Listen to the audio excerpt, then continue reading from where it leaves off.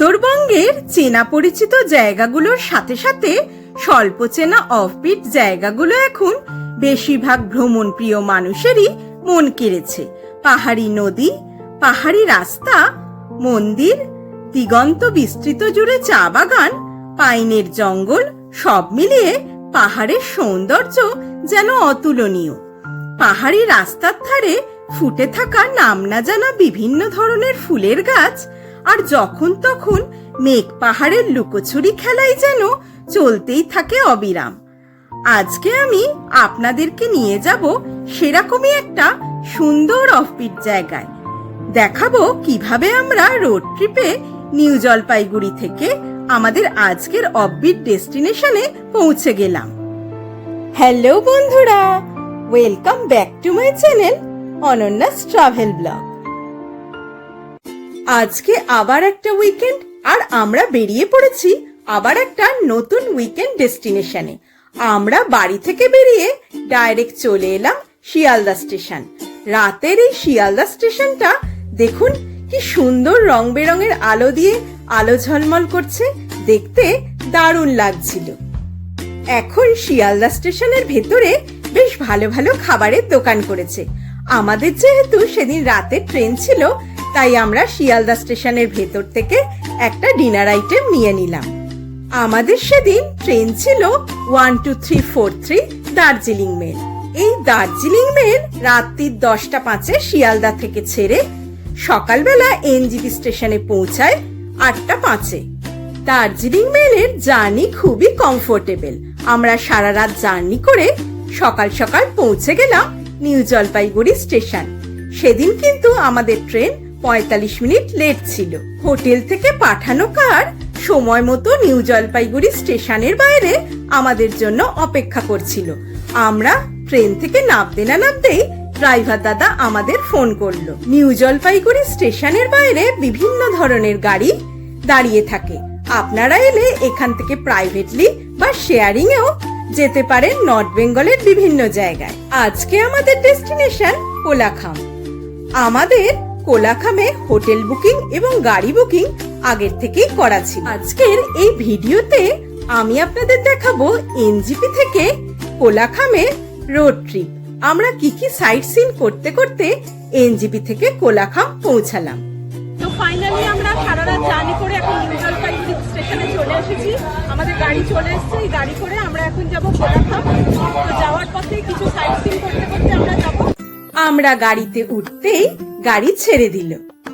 আমরা গাড়িতে ওঠার আগে ঠিক করলাম আমরা প্রথমেই যাব একটি ইস্কন মন্দিরে, তারপরে সেবক হয়ে গরুবাথান হয়ে নেওড়া ভ্যালি ফরেস্টের মধ্যে দিয়ে পৌঁছে যাব কোলাখাম। তাই আমাদের প্ল্যান মতো ড্রাইভার দাদা প্রথমেই আমাদের নিয়ে চলল সেই ইস্কন মন্দিরের দিকে। তো আমরা এখন প্রথমেই চলে এসেছি একটি ইস্কন মন্দিরে। আপনাদের এই মন্দিরটা ঘুরিয়ে দেখাবো। এদিকটা রয়েছে জুতো খোলার জায়গা, আমরা জুতো খুলে মন্দিরে প্রবেশ করি।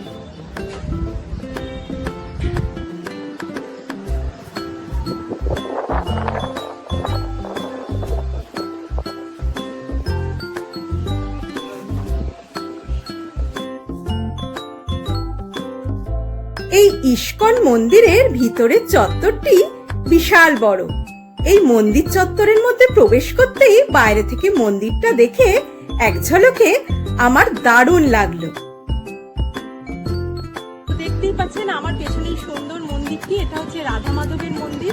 তাহলে চলুন আপনাদের এখন দেখাই। এখানে মন্দিরের ভেতরে কিন্তু কোনো ভিডিও তুলতে দেওয়া হয় না, তো বাইরেটাই আপনাদের আমি দেখাতে পারবো। এই মন্দিরটি এক কথায় সত্যিই খুব সুন্দর। মন্দিরের বাইরে কারুকার্যটা দেখুন কি অপূর্ব। আমরা মন্দিরে ঢুকে রাধা মাধবকে দর্শন করার পর তারপরে বাইরে বেরিয়ে মন্দির চত্বরটা একটু ঘুরে ঘুরে দেখতে লাগলাম। মন্দির চত্বরের বাইরে দেখুন বিভিন্ন রকমের দোকান রয়েছে। আপনারা চাইলে এখান থেকে কিছু কেনাকাটিও করতে পারেন।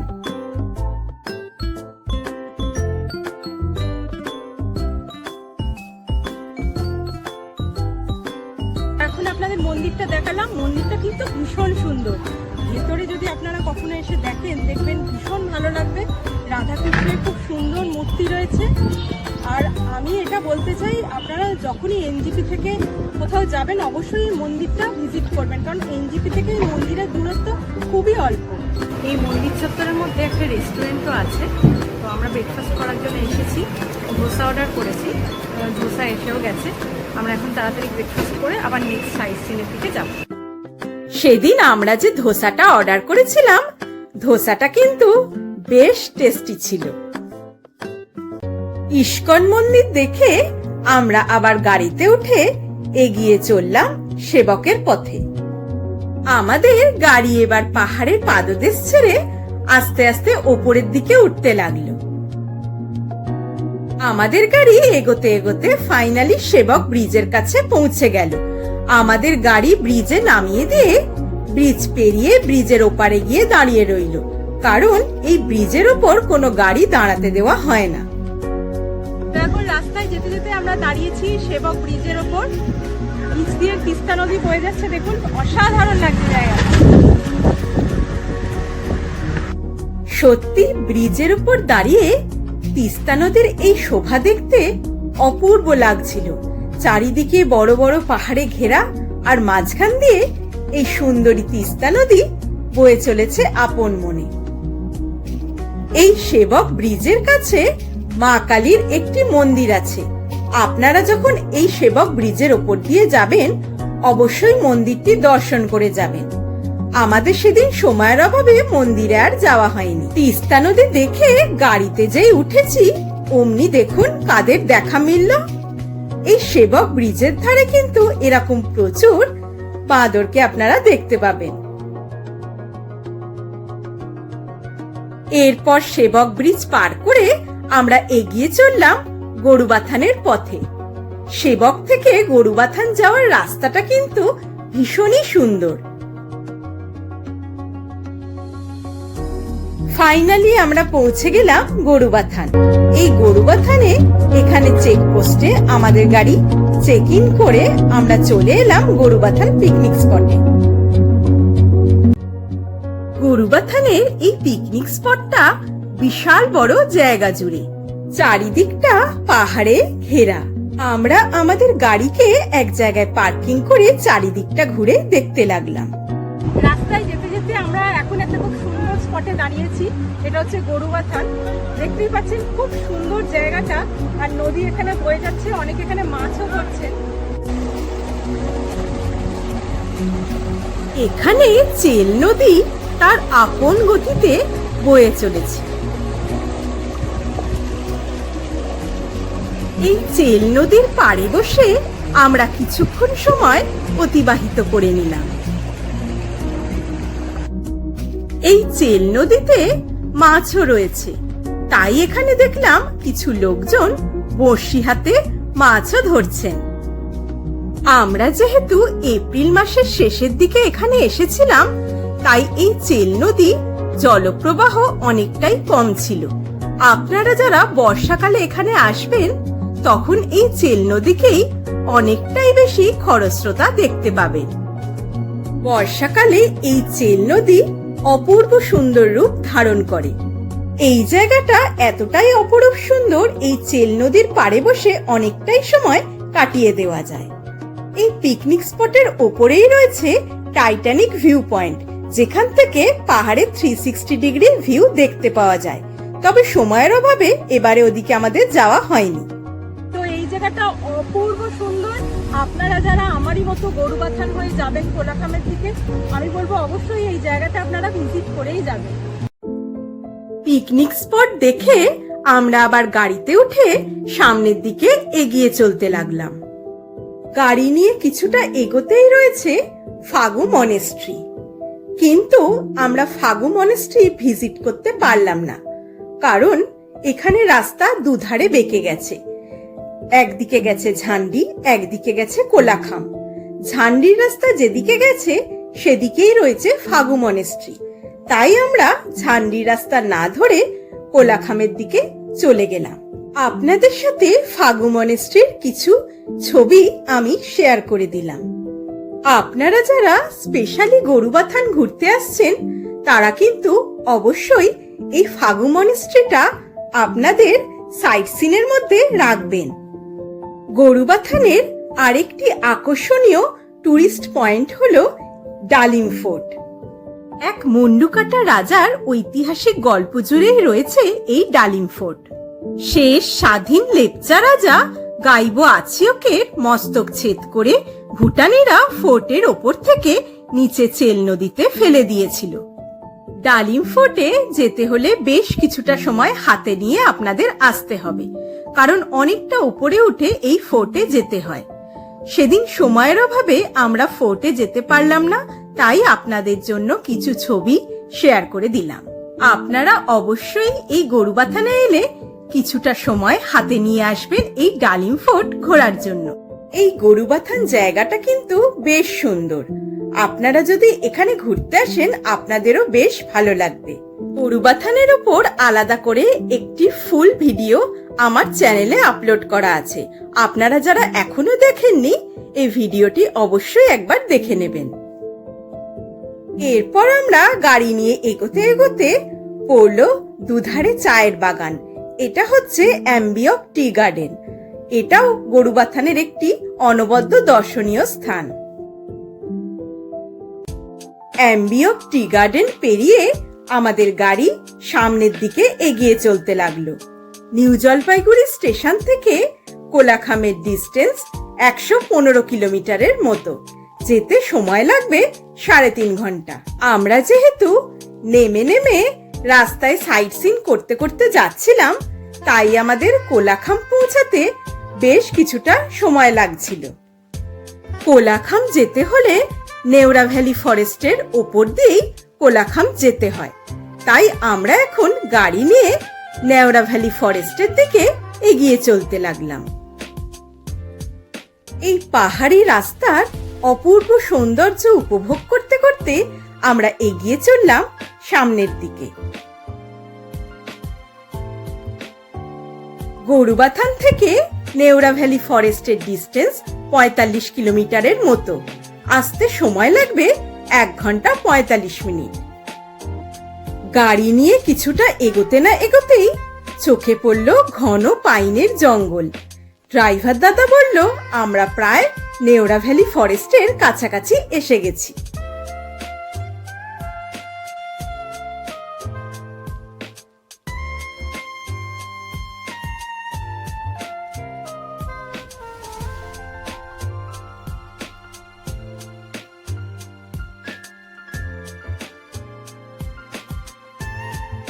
পাইনের এত সুন্দর জঙ্গল দেখে আর এই পরিবেশটা এত শান্ত দেখে আমরা এখানে একটু গাড়ি থামিয়ে দাঁড়িয়ে পড়লাম। আমরা এখন কোলাখাম যাওয়ার পথে অসাধারণ একটা জায়গায় নেমেছি। দেখতেই পাচ্ছেন আমার পেছনে এত সুন্দর পাইন ফরেস্ট। এই জায়গাটা এতটা পিস, এতটা শান্ত, এতটা নিরিবিলি, ছোট ছোট পাখির ডাক কানে আসছে, মানে অসাধারণ লাগছে জায়গাটা সত্যি।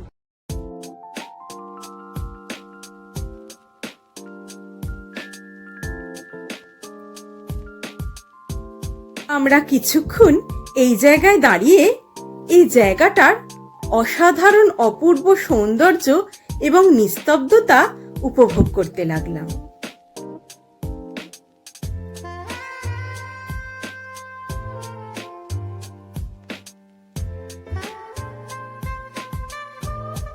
এইখানে আমাদের গাড়িকে বেশ কিছুক্ষণ সময় দাঁড় করিয়ে রেখে আমরা জায়গাটা হেঁটে হেঁটে ঘুরে ঘুরে দেখতে লাগলাম। কিছু ভিডিও এবং ফটোশুটও করে নিলাম। এরপর আমরা আবার গাড়িতে উঠে সামনে পাইন ফরেস্টের মধ্যে দিয়ে এগিয়ে যেতে লাগলাম। রাস্তার দুধারে অপূর্ব এই পাইন ফরেস্টের সৌন্দর্য দেখে আমার মন বারবার যেন কোথায় হারিয়ে যাচ্ছিল। ফাইনালি আমরা এসে পৌঁছে গেলাম নেওড়া ভ্যালি ফরেস্টের এন্ট্রি পয়েন্টে। এই এন্ট্রি পয়েন্ট দিয়ে ঢোকার সময় প্রতিটা গাড়িকে 200 টাকা করে টিকিট কেটে তারপর এন্ট্রি করানো হয়। এই নেওড়া ভ্যালি ফরেস্টকে the land of red panda বলা হয়, কিন্তু আমাদের দুর্ভাগ্য আমরা কিন্তু কোনো রেড পান্ডার দেখা এখানে পাইনি। ফাইনালি আমরা কোলাখাম যাওয়ার পথে এখন রয়েছি নেওড়া ভ্যালি ফরেস্টে। দেখতেই পাচ্ছেন কি ঘন জঙ্গল চারিদিকে। আমি দাঁড়িয়ে আছি, রাস্তাটা কিন্তু বেশ এবড়ো খেবড়ো, তো যেতে একটু টাইম লাগছে। আশা করি আগামী দিনে রাস্তাটা ঠিক হয়ে যাবে যা শুনছি। আপনারা যারা আগামী দিনে এখানে আসবেন তারা অবশ্যই ভালো রাস্তা পাবেন রাস্তাটা ঠিক হয়ে গেলে।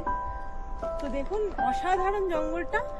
এখানে আসতে না আসতে ওয়েদারটা ভীষণ ঠান্ডা লাগছে, খুব ভালো লাগছে, চারিদিকে পাখির আওয়াজ, মানে অসম্ভব সুন্দর জায়গাটা। এই নেওড়া ভ্যালি ফরেস্টটি টোটাল 88 কিলোমিটার জুড়ে রয়েছে। নেওড়া রিভার এই ফরেস্টের মধ্যে দিয়ে বয়ে গেছে। তো এই নেওড়া ভ্যালি ফরেস্টের মধ্যে দেখুন কি সুন্দর ফুল রয়েছে, সাদা সাদা ফুল রয়েছে। অজানা ফুল, নাম জানি না, কিন্তু ভীষণ ভালো লাগছে। নেওড়া ভ্যালি ফরেস্টের মধ্যে বিভিন্ন ধরনের বন্যপ্রাণী দেখতে পাওয়া যায়। তার মধ্যে রেড পান্ডা, হিমালয়ান কালো প্রজাতির ভালুক, বন্য শুয়োর, সম্বর প্রজাতির হরিণ, কাঠবিড়ালি, এই সমস্ত। কিন্তু আমরা দু একটি গরু ছাড়া আর কিছুই দেখতে পাইনি। কপাল ভালো থাকলে এই ফরেস্টে রয়্যাল বেঙ্গল টাইগার, লেপার্ড এগুলোরও দেখা মেলে। এরপর আমরা নেওড়া ভ্যালি ফরেস্টকে পিছনে ফেলে সামনে কোলাখামের দিকে এগিয়ে যেতে লাগলাম। তখন প্রায় সূর্যাস্ত হব হব। আমরা পৌঁছে গেলাম কোলাখাম। তো বন্ধুরা, আমার এই এনজিপি টু কোলাখাম রোড ট্রিপটা আপনাদের কেমন লাগলো সবাই কমেন্ট করে জানাবেন। ভিডিওটা ভালো লেগে থাকলে লাইক করবেন, শেয়ার করবেন সবার সাথে। আমার চ্যানেল অনন্যাস ট্রাভেল ব্লগ সাবস্ক্রাইব করতে কিন্তু একদম ভুলবেন না। সবাই ভালো থাকবেন, সুস্থ থাকবেন, অনন্যাস ট্রাভেল ব্লগের পাশে থাকবেন। কোলাখামের ফুল ডিটেল ভিডিও নিয়ে খুব তাড়াতাড়ি আবার আপনাদের সাথে দেখা হচ্ছে। তাহলে আজকের মতো টাটা, বাই বাই।